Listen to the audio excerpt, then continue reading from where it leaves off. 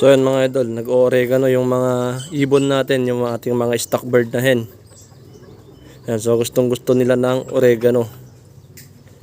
Yan, so makakatulong yan mga idol para hindi sila madaling kapitan ng sakit ngayong tag-ulan. Lalo kanina mga idol ay ang lakas na naman ng ulan kaninang madaling araw. So dun sa mga young bird natin dun sa taas ay tinuturuan din natin silang kumain ng oregano.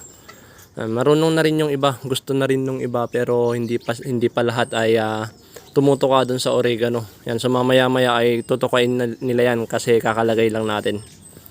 So ito yung mga stock bird natin mga idol. Kung hindi oregano yung binibigay natin, ay binibigyan natin sila ng fresh na dahon ng malunggay. Yan, so madami tayo dito.